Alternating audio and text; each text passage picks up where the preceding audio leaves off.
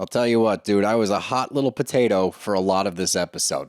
Were you? This was one of, if not my least favorite Jax episode that I've ever seen. I just think I'm at a point with Jax and all of his antics that they don't affect me anymore.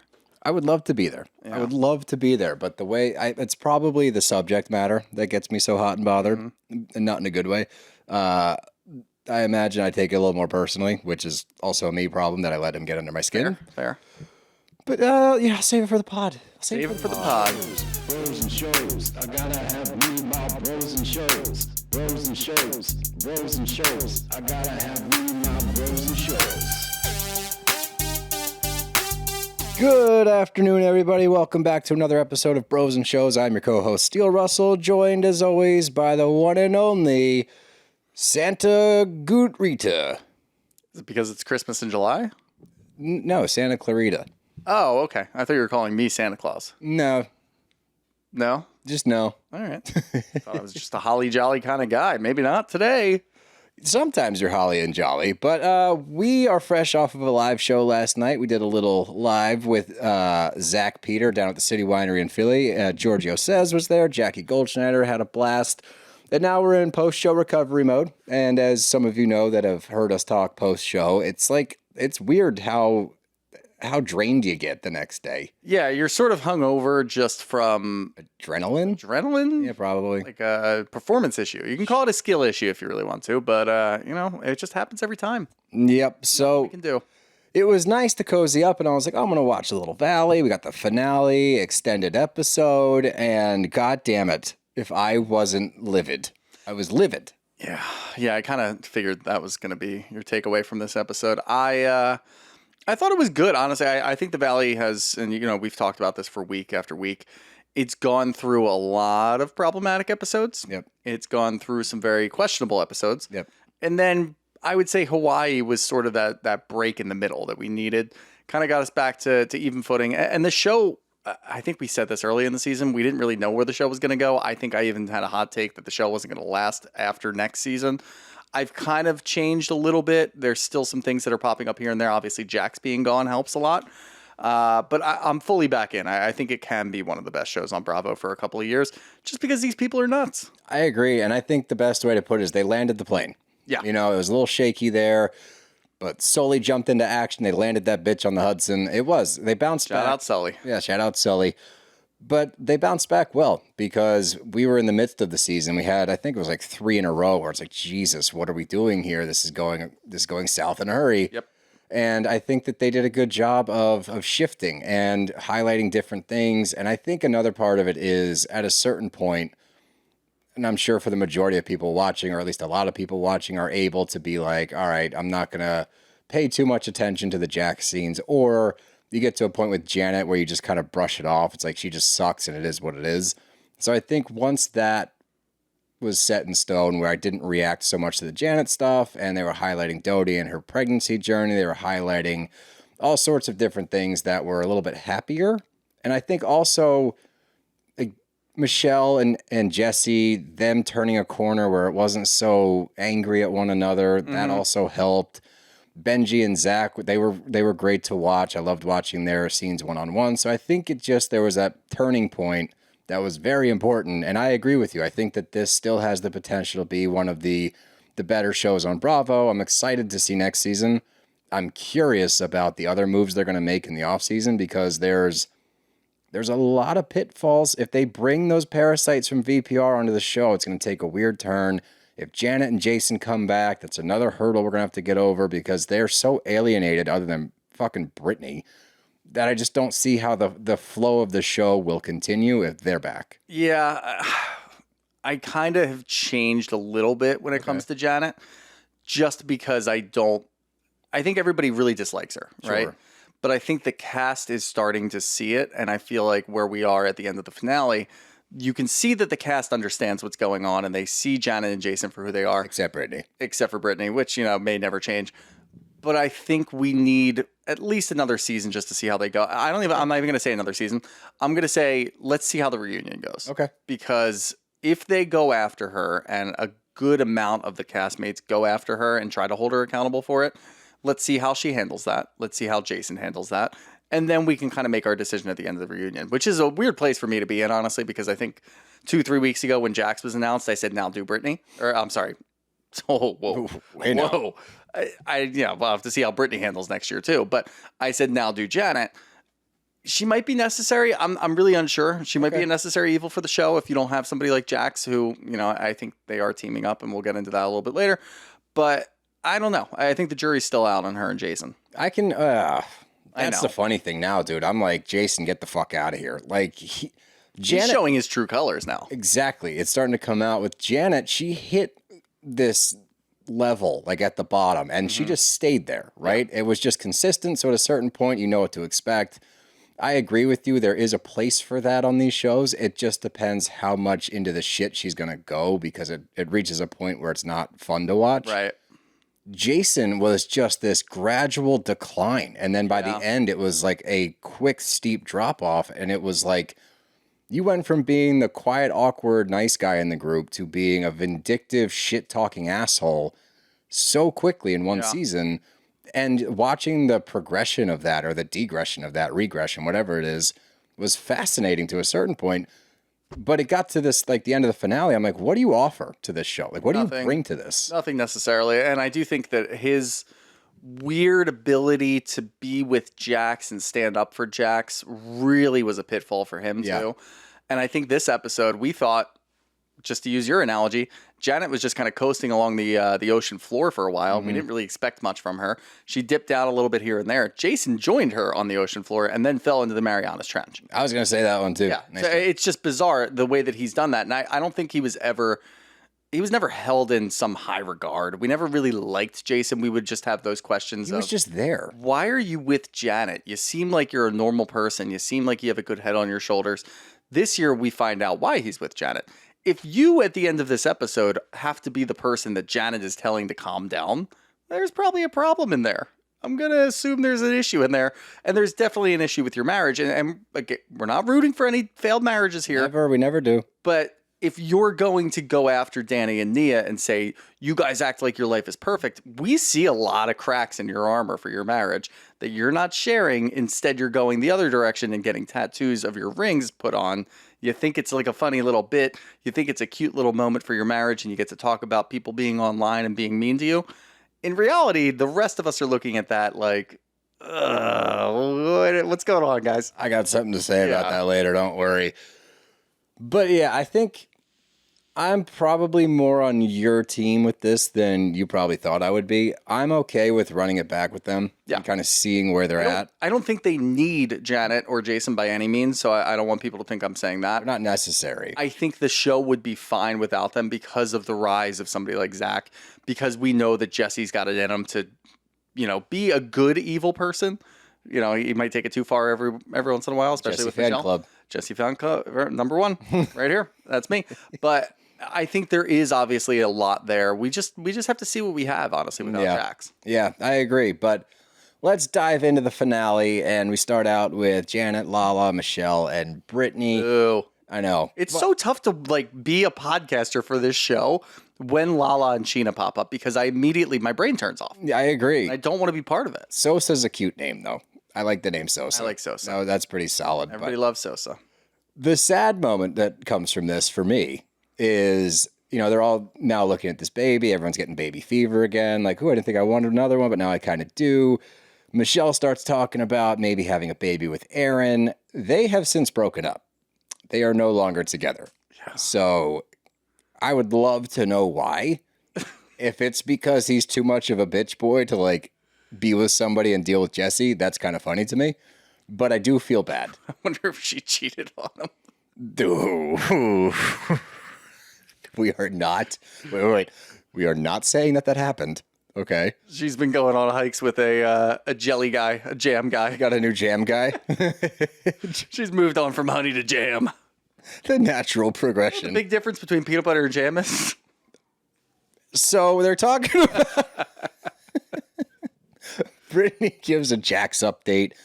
And I actually liked Lala's chime in here because, she's the breadwinner. Obviously, Jax said that he's going to go after alimony from her. And Lala's like, well, of course he doesn't have money. Cocaine's an expensive habit. I'm like, There you go. Nicely done, actually. I didn't mind. I actually, as far as the scenes go with the VPR people, Be careful.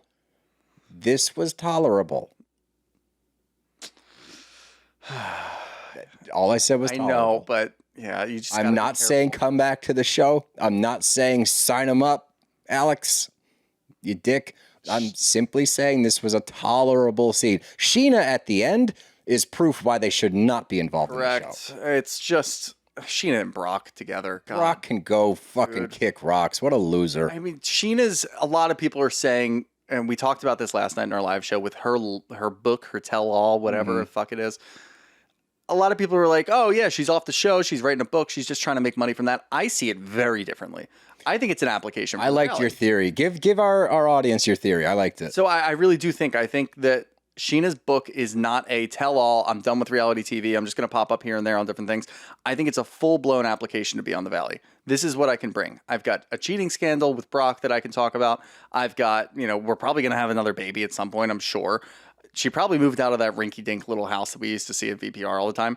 And worst of all, what does Jesse and Michelle's relationship have to do with the Scheana tell-all? She wanted to get ahead of it because there's other things coming out. Jesse cheated on Michelle, and I've got the story.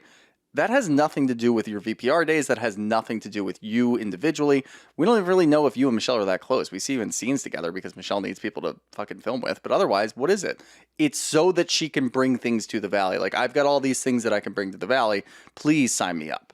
It's an application. That's all it is. And I didn't see it that way because I was on the other page, obviously, where it's like, okay, well, you're going to bite the hand that feeds you. LVP's not going to have you back. She's an EP on the show. When you said that, I was like, ooh, and that's further proof because if you look at Dodie as a prime example, Dodie has been outspoken against LVP since her VPR days, and she has not pulled punches. She's very open about it, but LVP is a businesswoman and recognized that Dodie would be great for the Valley, put their differences aside, signed her up. She's now rightfully one of the stars of the show. Last season, it was bizarre that she only got that was so crazy that she got such little screen time, but she's taken a rightful place this season, proving that LVP will put things aside for good TV. I think Scheana's leaning on that. The difference is Scheana is not Dodie, nor will she ever be Dodie. She doesn't have that kind of star power on the screen, but I do truly believe that in Scheana Shea's mind, she does have that kind of star power. I also completely deny the existence of Brock cheating on her in San Diego. He probably cheated on her. But I think the story's bullshit. Oh, interesting. I think it's bullshit. I think she looked at Brock and said, now you can contribute to our family. I'm going to lie about you cheating and put it in my book. People are going to talk about my book and we're going to make more money from that. That's a good way to do it. You just have to take one for the team. Nobody's going to go on YouTube and watch you build a chicken coop and make us money that way. But if I say that you cheated on me and I've got these crazy stories about it, people might buy the book and talk about it more, and we can potentially get on the Valley. So that's how Brock's going to be able to contribite to the family and not be a deadbeat anymore. Yeah. About damn time. He's still a deadbeat in a different country, but, at least in USA, he's a deadbeat here. He's a deadbeat in a whole other continent. Yeah, right? But anyway, they do a little Hawaii recap, and it's moments like this where Brittany just reminds me what a horrible friend she is, and she brings up to Janet. She's like, well, they do not like you, Janet. Ha, ha, ha. The way that she talks to Janet about these things, because she likes to try to say that she's middle of the road, Switzerland, whatever. The way she's talking to Janet is supportive. It is, I'm on your side. This is just what's going on. The way that she talks to Zack and Dodie is dismissive, and I don't want to talk about this. Yeah. Those are very important distinctions because when you have Dodie getting upset, when you have Zack lose it at the end because of their friendship or their failing friendship, these are the moments where it drives me nuts that Brittany goes to confessionals like, I don't want to get involved and this and that. It's like, you just told Janet to her face that they don't like her and then gave her reasons why. But you can't then claim neutrality. She does the same thing on Watch What Happens Live, too, because it's a burning question now, and everybody's now aware of it. We were aware of it very early. She's just not a good friend. She's never been a good friend. We've called that for years since VPR. She's never really been a good friend to anybody. She just kind of floats with whoever, and she never really has an answer as to why she does it. She kind of says something at the end of this episode to the tune of Janet's never been a bad friend to me, so why would I be a bad friend to her? That's not the tune of. She said that verbatim. That's not exactly the right thing to say. Not at all. You're supporting your other friends because she's being an asshole to your other friends. She just never sees it that way, and I don't even know. I've been trying to rack my brain about what ulterior motive she might have. Like, what does Janet offer? Clearly, it's not money. She lives it. I don't want to go down that road, but like, clearly, she doesn't have all this money and power and stuff that you would be clinging on to. And then we can be like, all right, that kind of makes sense. Instead, it's like, what? She's nice to you. She talks shit with you here and there. She gives you gossip. I don't really know exactly what it is. I think in Brittany's brain, she actually does think that. Like, I think what she gave us was her true thoughts. I think it's a combination of that. And I think that she believes Janet holds a higher stature in the group than she actually does. Yeah. I think she is under the dumb as shit. It is, but I think she's under the impression that Janet doesn't take shit and Janet's good at defending herself. And it's like, from the viewer standpoint, none of that is true. She just digs these holes deeper and deeper by saying horrible things. I've got the workings of a theory. I like a good working theory. Yeah, and I think it's not going to come to fruition until the end of the reunion. But there's a weird thing with Jax with Janet and Jason as well. Oh, they're in cahoots. But wouldn't Brittany also be in cahoots with some of it too? Where now I'm starting to weirdly think maybe they had a weird like couple relationship on the side that we didn't see, where it was very heavily produced. And that's what it was last year. And it was coming out in a very apparent way with Janet. But obviously all the shit that happened with Jax and Brittany, it's like, well, we're going to focus on that. Janet's an asshole, but we're going to focus on this. This episode in particular, with the end of it, just kind of brought my attention to that. Like, you're saying all of the same shit that Jason was saying, the same shit that Janet's saying, and it's almost verbatim what we had a conversation with about Danny and Nia earlier in the season, and you were away at rehab, so now you're having that conversation. Yeah, rehab. So now you're having that conversation. Now you're bringing that up, and it's the same thing. And Janet and Jason don't get involved in it because now Jax is involved in it. So who's the one who's actually thinking this? It's probably Jax. It's probably Janet. Are they teaming up? Is Brittany involved in that and she just doesn't want to like play into it too much? I don't know exactly, but I do want to see how they all interact at the reunion because it does seem like they've all kind of sat down and had like a mini alliance going. I'll build on that. And I think we can put it together as a full theory. I think what happened is similar to that scene we saw when Janet was talking to Scheana after the ring thing had happened. Yeah.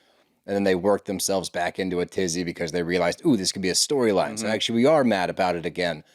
I think a similar thing happened before the season because we have evidence now that Jax had said to Danny, like, I'm coming for you this year. I'm going to take you down, you and Nia, like your perfect life. Fuck that, whatever. So I do believe that if you look at the way that that group is moving, Jax, Jason, the Jays, the J group, how they're moving, it is so shockingly similar how they speak about it. I think there was a preseason meeting between the Jays, and I think they sat down, they said, Danny and Nia got by too easy last year. It's time to hone in on them. That's going to be our storyline. We're going to take them down, take down the perfect couple, which is in turn a giant projection of both of their marriages because they're so fucking miserable with their partners. So I think that this was a way for them to take down the happy couple, try to make themselves feel better about their miserable lives. I think Brittany was a party to it. Yeah. I think she heard it. I think she listened to what they were saying, but also said, I'm friends with them. I'm not going to get involved. I'm not going to say anything, but I'm not going to be the one that's throwing stones. I believe that all of that happened before the season, and we watched it play out. What they didn't plan on was one, Jax going to a facility. Jax going to a facility. Jax also didn't plan on the fact that people were really legitimately going to turn on him this season and really want him off the show. I think Janet and Jason misunderstand their role and how they're received on this show. And I think that they were banking on more people supporting them. And I think it got about halfway through the season. They were so far in, they got blinded and went full throttle. And now they're in this predicament. Yeah, I think there's something there. And again, I do want to see how they all interact and how they, obviously, most of episode 2 of the reunion is probably going to be all around Danny. Yeah. I don't really care for the clips that I saw already, and we could talk about that at the end with whatever's going on with the reunion, but it's going to be interesting because if they all team up and then you actually see Jax and Brittany kind of working together to go against Danny and Nia, that's going to be weird. That's going to be very weird because you guys are getting a divorce. It's a very tumultuous relationship. It's very polarizing. It's incredibly in the public eye. Everybody hates this, and we don't want to see you guys working together. And if you guys show any semblance of, we talked about this and we're taking them down at the reunion, that's going to be fucked up. I agree. And I think it's also fucked up that Danny's going to have to take center stage and be displayed as this evil alcoholic when you actually have that on the other side in Jax. I think, and I don't know if Jax is even going to be at the reunion. Yes. He is? Uh-huh. Okay. I didn't know if they knew at that point that he wasn't going to be back. Okay. I think they talk about it a little bit. Like the clip that I saw is somebody's talking about how he was reacting to the things that were going on in the off season and then therefore like throughout the season. And Brittany even said that Jax was doing this because he wasn't sure what he was going to be, if he was even going to come back for the third season. Okay, I got it. So they do have an idea. I don't think they know for sure that he's out though. Okay. All right. Well, let's keep moving because we're still in the first scene. It's been 20 minutes. But Janet brings up, I hate when, and maybe it's because we grew up in Philly and, you know, not to be like, oh, Philly's so tough, but like just we talk differently. Like we talk a lot of shit, so you don't really take it that seriously. It drives me crazy when she brings up what Dodie had said to her. She's like, she called me a whore.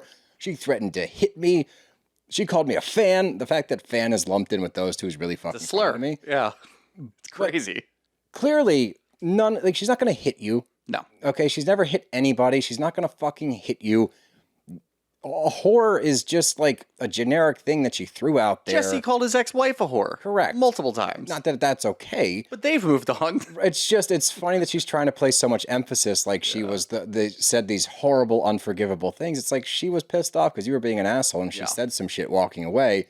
And then she's like, I would love her to hit me. I would love her to hit me so that they take her to jail and they put her engagement ring in a baggie until the next day. It's like, ooh, you really showed them. And then for her to fucking say, this is funny because the irony is so fucking blatant that I can't believe that she even said this. She's like, I hope every time she looks at her engagement ring, it reminds her of me.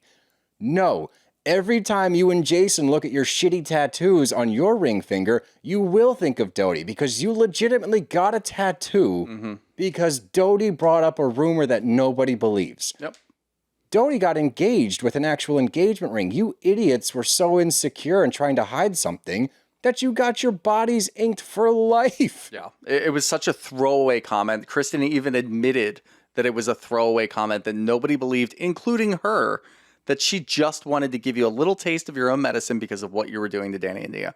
You should have just stuck with what it was in the beginning and laughed it off. Yep. If you had laughed it off and moved forward and didn't have your little meeting afterwards, like, ooh, we could do something with this. Maybe this is our storyline. We go after, I'm already mad at Kristen. Kristen's mad at me, but I don't have anything on her. I can hold this against her the whole time. No, you already laughed it off.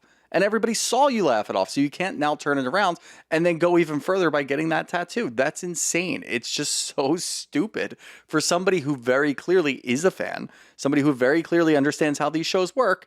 You clearly are making the wrong choice at every turn. It's so stupid. Yeah, it was so funny to hear her say that. I was like, I can't believe you're trying to play that card.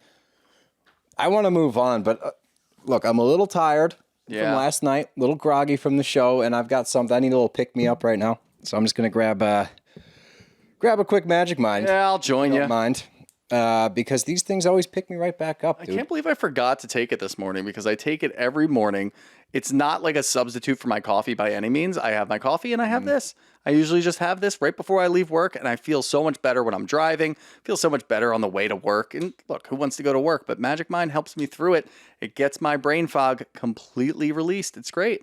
The funny thing is, like, I listen to Pete Holmes a lot, and I brought him up before, but, like, he raves about Magic Mind. And I was like, all right, it can't be that great, because he's like, this is life-changing. It just wakes you up. It makes you so focused. And in this business, you know, we have a lot of shows to watch, so we got to stay focused on these things. But the first time I tried it, I was like, whoa. And then I tried it like 3 or 4 days in a row, and the effects kind of build up. And by the 4th day, it completely zones you in. You completely lock in and focus on whatever you're doing. As somebody in like the fitness industry, I believe in, you know, ashwagandha. I love the effects of that. It has it in here. It's just a quick shot. And like you said, you can mix it. You can have your coffee. You can have your Magic Mind. You don't have to substitute anything. I love my coffee in the morning. So it's like the best duo that wakes me up for my day and just gets me locked in. If it's 5 o'clock after a long day, we got to record, bang, Magic Mind, locked in. That's the way to do it. Yeah, they reached out to us a couple of weeks ago. We've worked with them before. I was so excited that they wanted to work with us again. They're such a great company to work with.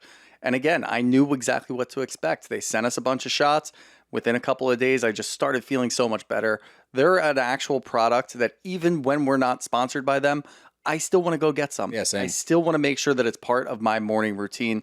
And it's just the best. And right now they're having their 50% sale. It's their biggest discount that they've ever had. And it's the best way to do it. And because of that, it is the best time to go and try Magic Mind right now. Because like I said, our audience is going to get 50% off of your first subscription through the link, QR code, and discount code. Whatever you want to do, it's the best way to do it. So go ahead and get 50% off of Magic Mind right here at magicmind.com/broses50. That's bros S50. Or by scanning the QR code on the screen. Hashtag Magic Mind, hashtag mental wealth, hashtag mental performance. It's the best. And look, now we're locked in. And now we can actually tackle the rest of this episode, which is really all that matters right now. Yep, and I needed that to get through the Jax nonsense because we're about to start getting into it. You get Luke, Jason, and they are headed over to Jax's. It's not a bachelor pad, but I am a bachelor. It's my bachelor pad. Oh, go fuck yourself in the ear. Like, this scene was brutal, and I love the fact that they get to the roof after, walking up 7 flights of steps. Mm-hmm. Schwartz is there. Of course he is. Hey guys, he doesn't stay, which is good. Yeah, probably a good move by Schwartz. It's so brutal. Like that whole setup is so sad. Like 2 divorced, 40-year-old men that just lean on each other in like these sad condos. They're again bachelor pads. But you think Schwartz is happy? I kind of hope so. Oh no, that wasn't like a. No, I thought you meant like. you think he's happy that Jax moved in there? I think part of him is, and I think part of him isn't. I think that his, the dark side of Schwartz, like part of him is like, ooh, this is fun. Duality of Schwartz. The duality of Schwartz, and the other side that he is cognizant of him fucking his life up. Yeah, I think that part of him is like, damn it, this could be bad. Yeah, but I kind of get the sense too, and all I needed was just him on the roof, like, hey guys. And then leaving. Bye. Yeah. Yeah, perfect amount of Schwartz. But the minute they get up there, mind you, Jax has been on a big kick about Danny and Danny's drinking. It's even more so this episode. The minute they get to the rooftop, he's like, beers? You just got out of fucking... You want to claim that you just got out of rehab. The first thing you do is offer beers. It's fucking ridiculous. But Jesse arrives, and they're recapping Brittany and everything. Well, wait, I think that's a little unfair because drinking's not his problem. All right, anger is. Yeah. He didn't offer them anger. Yeah, or cocaine, I guess. So, growth. What a fucking moron. You guys want any anger? I got some on ice. I got plenty of anger bottled up. That's my problem. What a douchebag. But they're recapping Brittany and everything that's been going on there. And I knew we weren't getting the whole story. And that's what sucks with Jax is on the screen and why it's not fun. Why he's not good for TV is because it's a completely different narrative that is wrong. And he's like, she called me every name in the book. And then she's texting me every day about the house. She's sending me pictures of the flowers. Like, stop calling me. And then fucking Jason, Captain Enabler, is like, oh, she's breadcrumbing you? You getting breadcrumbed by him? Mm-hmm. Oh, that's tough, man. I'm really sorry for you. Like, fuck off, dude. Like, how are you so far up this guy's ass, but you want to tear Danny down? Yeah. Makes no goddamn sense. It's so weird that, like, these are I guess if you had 3 angels or devils on your shoulders and you're Jax, you've got Luke, who makes the most sense, who's actually just trying to speak some sense into the situation that we're having right now. Talking logically. Hey, yeah, you do probably have to do this and that and whatever just to try to get back into her good graces. Not about your house, about your actions. Yeah, and then you've got Jesse somewhere in the middle where every once in a while you see Jesse like, yeah, I don't know. I can't defend that one. Towards the end of the episode, you see it a little bit more where it's like, dude, what the fuck is this? I can't defend this. And then you've got Jason, who we never would have actually thought that Jason would have been on the other side, the complete enabling side of, yeah, that's fucking tough, man. How are you going to handle that? Like, just getting drunk in your new bachelor pad. Like, bachelor pad's pretty sweet. It's pretty cool. You can just hang out here. Like, this is great. Just get your stuff together. I'm just so happy that you have all of your furniture in here. All the decor is up. Like, you should not be complimenting this guy. I know if he's your friend, he's at like maybe not the lowest point, but he's at a really low point in his life. Maybe you just show him a little bit of niceties. But once he starts talking and starts swinging this into Brittany's fault, you do have to stop him. Check him for his own good. That's what you're supposed to do with people like us. Yeah. You can't just be like, it's going to be okay, buddy. You got to check your friends. If you actually care about them, then put them in their place and say, yo, you're missing the entire point. Yeah. It drives me nuts to watch. And they're like, where's Danny? And he's like, Well, I'm serving alcohol, so I assume he can't be here. It's like, do you understand who you are? That it's such a wild sentence. It's too. the craziest shit I've ever heard. Me, who's now, well, I don't even A he week wasn't out of sober anyway. rehab? But yeah, I mean, alcohol is not his problem. He's serving alcohol, so he assumes Danny can't be here.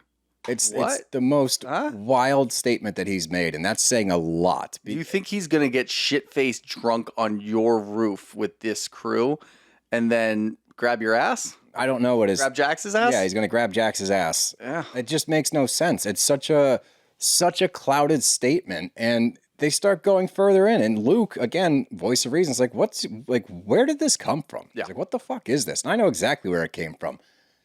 He's fresh out of rehab, hard quotations, and he's trying to place the blame elsewhere. And he heard that Danny's getting shit for drinking, and he's like, boom, I'm going to latch onto that and keep throwing these bombs at him so people stop thinking about me. And Luke calls him out. He's like, what's the problem? He's like, well, he's two-faced. How is he two-faced? The funny thing is, Jax isn't even smart enough to do it from the old trope. Like, I just got out of rehab. I know what I'm doing. You guys are just all fucked up. I can't. I'll get into that later. Danny, dude, I just got out of rehab. You need rehab. Like, I can help you. He's not even smart enough to do that. No. Which is saying something, because the people who do that are idiots already. They are. He's somehow dumber than that. Yep. Where now it's, I've got my problems figured out. I've got my anger problems. I can still drink here and there. Danny can't drink at all. He just can't drink at all. Like, you're not even smart enough to bring it up to the next level and try to do the whole therapy thing on him. Try to use all those words that you learned in the first 2 days that you were actually there, and then try to move forward and just pin him as an alcoholic. Yep. You're not doing any of that because you're not even smart enough to do that. No, because he's a fucking moron. And he's like bringing up examples. He's like, he gets shit-faced at my bar and he's going to get sued. And he blankets statements intentionally. He's like, he's feeling up girls. It's like, we know the situation. Mm-hmm. It was a bad situation. We do not condone it. He talked to the person that he did it to. Yeah. They want to move on. That is their decision to make. If Jasmine wanted to turn it into something else, different story. She didn't. She's trying to move on. By saying he's doing it frequently or more than once, sue him, Danny. Yeah. Fucking sue him for libel. Like, Sue for him, sue Janet. defamation. Yeah. Just sue them all. Seriously. And Jason enables it again. I was honestly kind of both bummed out and flabbergasted that this statement was made, even by Jason. He goes, if Jax makes a mistake, the whole group discusses it. But if you call out Danny, you get attacked. Danny and Jax are not the same person. No. They're not even remotely the same person. Jason was so excited to make that comment, he was which so made stoked. it so much worse. Like, he was smiling. He had a shit-eating grin when Jax started going down that path because he's like, oh, cool. Now I've got Jax to help out with this. This has nothing to do with you. Zero. What's the worst thing that drunk Danny has done to you? Oh, it's properly label your wife as an asshole. And a snake. And a snake. Doesn't seem too wrong right there. Nope. You wouldn't even give him a chance to really apologize, even though he wasn't going to apologize for that. Nor should he. He was apologizing for the time and place, not for the content, which you still didn't even get to because you're not allowing him to apologize for it. Yes. Meanwhile, he's allowed to apologize to Jasmine and Melissa over here for the things that he actually did. He actually wronged them. He actually wronged them, and he was able to sit down with them multiple times to get through it. A serious situation, a thing that he needed to apologize for and try to make amends for. He doesn't really need to do that, but for whatever reason, you're up on your ivory tower like, I'm not even going to let him come over here. I'm going to have a team up moment with Jax, and we're really going to... You're not even trying to help him. I think that's probably the worst part. Now I just realized that. You're not even coming from an angle of you're enabling Jax trying to help him. When you're talking about Danny, you're just fucking crushing the dude. Trying to skewer him. You're trying to destroy his life because he was mean about your wife. Not mean to your wife, mean about your wife. And because of something that had nothing to do with you, that you shouldn't be butting your head into. You're not trying to reach out to someone that you've known for a long time and be like, hey, man, like... Are you good? This is a fucking problem. Like, can you try to figure it out? Like, this is making everybody uncomfortable. If you want to be friends with us, like, you got to stop doing that. There's no scenes. There are no scenes where that happens. There's no text messages where it's like, hey, man, can we come meet up? Instead, you're just like, you're a fucking asshole. You got to stop drinking. Now I'm just going to talk about it with Jax. And Janet. What? What is this? It's so nuts, dude. It's so nuts. He's such a pussy. But apparently Danny hasn't drank in 3 weeks. According to Luke, they went out and he was drinking water. And also Luke had noticed, because he's paying attention, and was like, I noticed you didn't drink in Hawaii. Mm-hmm. Danny's like, no, I haven't had a drink in a few weeks. And Jax I don't believe that. I don't care what you believe or don't believe. Your word means shit. Your word means nothing. Jax, who got out of rehab and went to Jax's and probably banged a waitress from Jax's. Yes. And got hammered. And then also tried to tell everybody that he was drinking water or club soda or whatever, and he was secretly sneaking vodka into Correct. it. Sure. Jax, who wants to go and watch what happens live and claim 200 plus days of sobriety when he looks like he's fucked up in that moment. Which, now, we got to call out the math on this one because he was drinking in this episode. Oh, to time up that and to watch what happens live do that episode? pretty easily. You ordered a vodka soda and you said that you had been drinking, and you're like, it's been 10 minutes since I finished my I haven't drank in an hour. It's like, what are you doing? Like, it's just so goddamn frustrating. Oh, God. And he gives a speech about accountability, bro. Like, Jax Taylor gives a speech about don't preach without a clean slate. Okay, fine. Then shut the fuck up right now. Try to Because clean that's your what slate. you're doing. You can't clean your slate because you don't want to, because you assume that you don't have a problem. You're just mad. That's dumb. It's just dumb. I've got much more saved up for later. I'm trying to like woo-saw until we get there. The magic mind helped. Let's talk about Jesse and Michelle in a very nice scene. This was a nice little reprieve that I think we needed, given where this episode goes. But Jesse feels good about Hawaii. I think we all saw Hawaii. It went as well as it probably could. You know, he was talking to Aaron a lot. They seemed to at least come to a cordial place. You know, Aaron was like, I love her. And he said, I'm happy for you. Michelle, she's glad that they were able to talk and kind of smooth things over. And even Michelle's like, I can see a friendship down the road, much further down the road. My problem is that I can't trust you. And they were able to both communicate kind of what they need from the other person to be able to coexist and, more importantly, co-parent. And I think that's a massive step forward because on one side, Jesse's like, I need you to chisel off just a little bit of resentment. And this is incredible self-awareness. I'll give him credit there. I need to chisel off some irrationality. So that's kind of perfectly said. He was doing a weird, like, almost like mediating the conversation that he was involved in.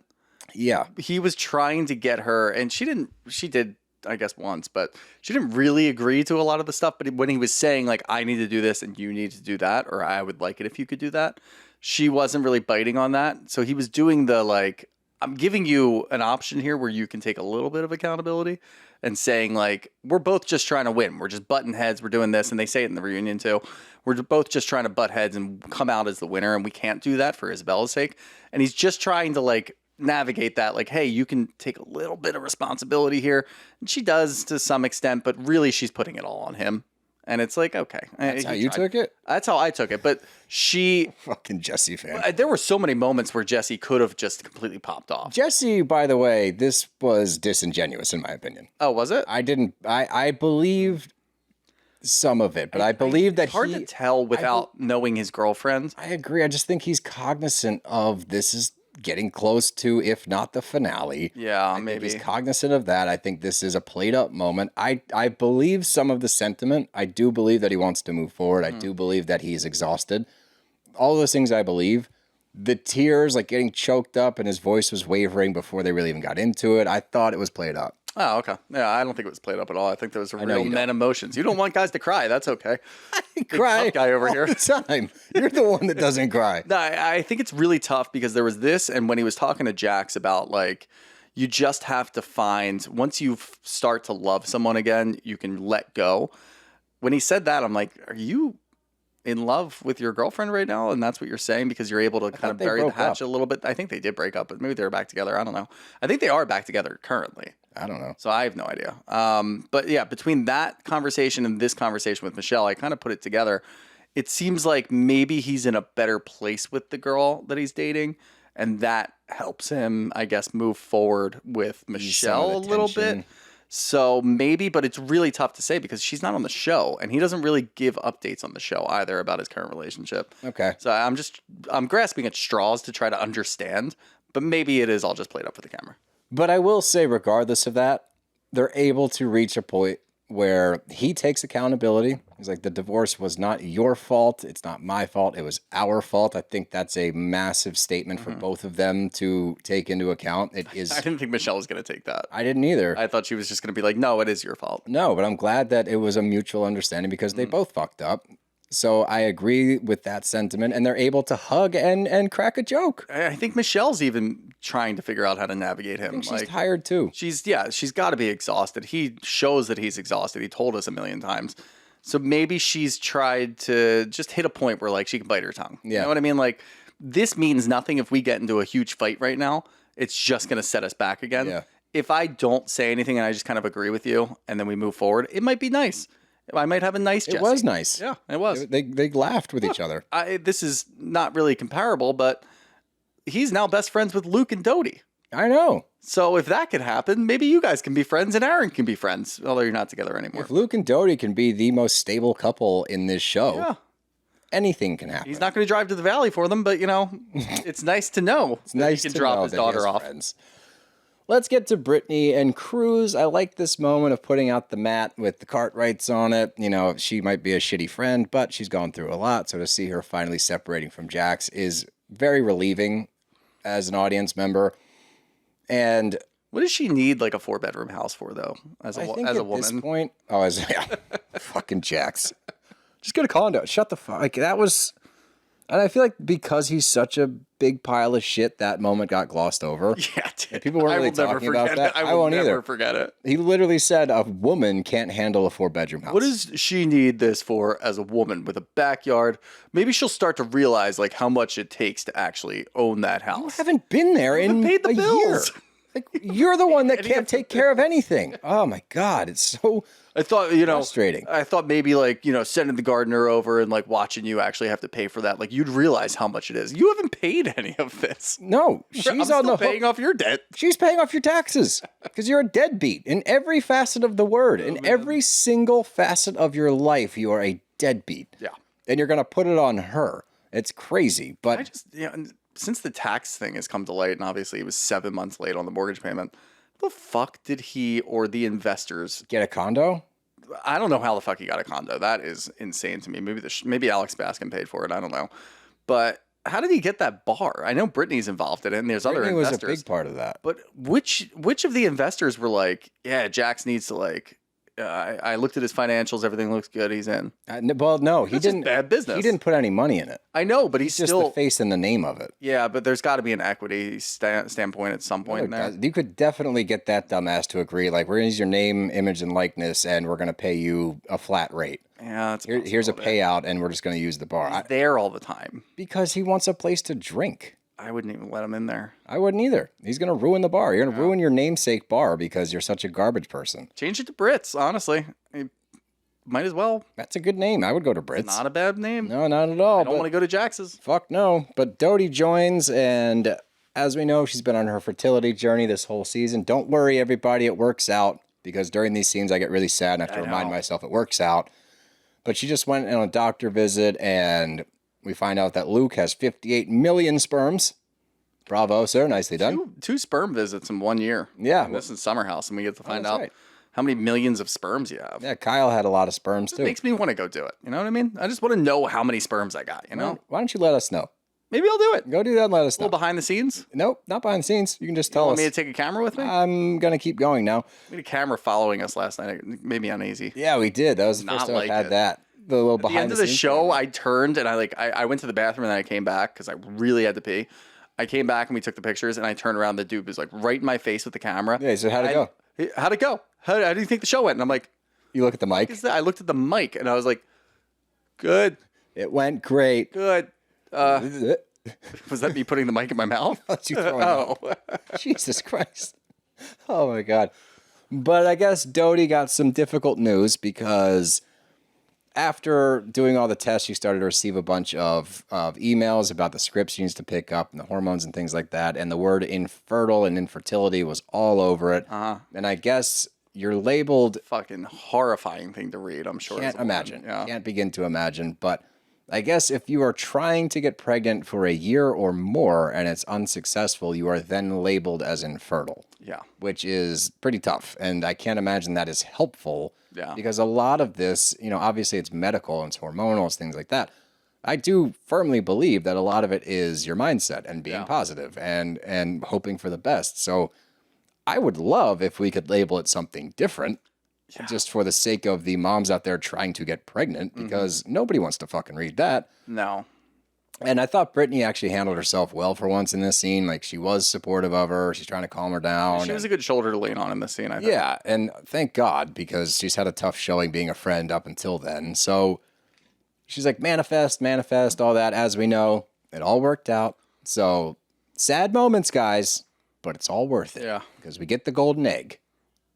I forgot about the golden egg. Golden egg. Love the golden egg. The golden egg. And I kind of assumed that this would happen, but we're starting to run pretty deep and we're not far enough into this episode yet. So let's go ahead and break this bad boy up into a two-parter. What do you say? Yeah, give the people what they want. Hell yeah, brother. But before we do go to that second episode, just a quick reminder, make sure that you get yourself some Magic Mind. Go to magicmind.com/brosS50. That's brosS50 at the end of magicmind.com. Get yourself 50% off today. Do it. That's all I got. You got anything else? Nope. All right, well, stay tuned for episode 2.